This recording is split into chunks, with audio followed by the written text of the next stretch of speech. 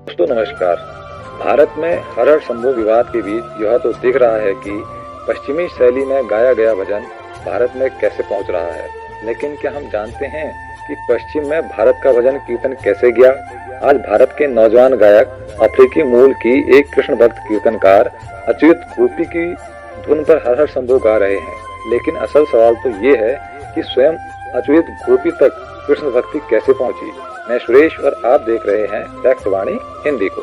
पश्चिम में हरे रामा हरे कृष्णा संकीर्तन की शुरुआत 60 के दशक में इस्कॉन के संस्थापक स्वामी प्रभुपाद ने की।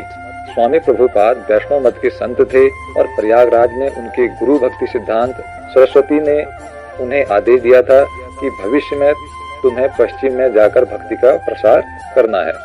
1960 में 70 साल की उम्र में वो अमेरिका गए और वहाँ कृष्ण भक्ति मूवमेंट की शुरुआत की।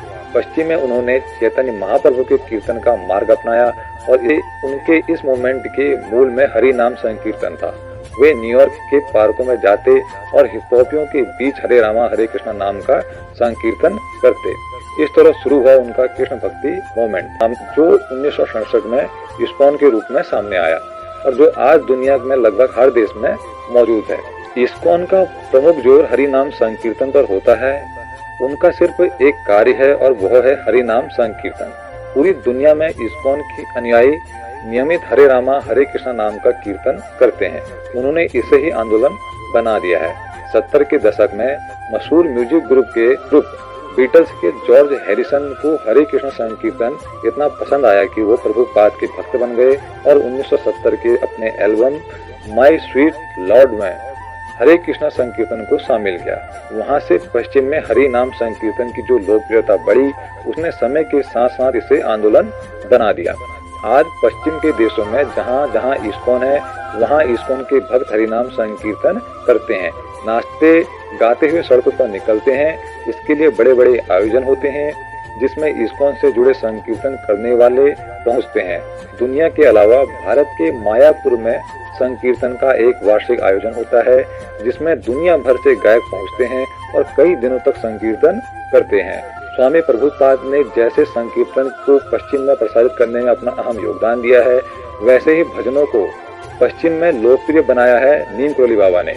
नीम करोली बाबा कभी विदेश नहीं गए, लेकिन भारत में रहते हुए ही उन्होंने पश्चिम में भजन संगीत की एक ऐसी पहुंच पैदा कर दी जो आज पश्चिम में न्यूज एज म्यूजिक के रूप में पहचाना जाता है। नीम करोली बाबा के दो शिष्य जय उत्तल यानी डगलस उत्तल और कृष्णदास यानी जेफरी कैगल अमेरिका में पैदा हुए और आज पूरी दुनिया में घूमकर भजन गाते हैं। कृष्णदास नीम करोली बाबा से 1970 में मिल चुके थे और कुछ समय कैची धाम के दुर्ग में मंदिर में पुजारी बनकर भी सेवा दी थी। इसके बाद उन्होंने कीर्तनवाला के नाम से पश्चिम में भजन कीर्तन शुरू किया। जबकि बार बार संगीत की खोज में भारत आ रहे जय उत्तल भी नीम करोली बाबा और कीर्तनवाला से प्रभावित हुए तथा अपना एल्बम बनाना शुरू किया।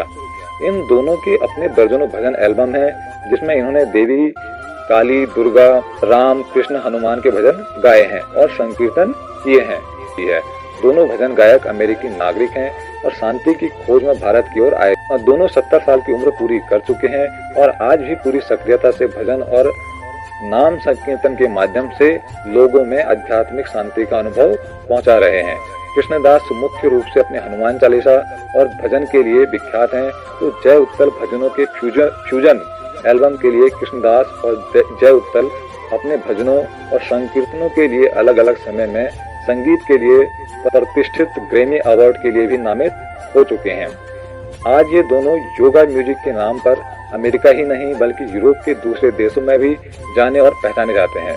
जय उत्तल ने अपने भजन कीर्तन वाले संगीत के बारे में पूछे जाने पर एक बार कहा था कि इन प्राचीन कीर्तनों में तन मन को स्वस्थ करने की क्षमता है। भजन कीर्तन हमारे दिलों को खोलता है जिसके माध्यम से हम उस पराशक्ति का अनुभव कर पाते हैं।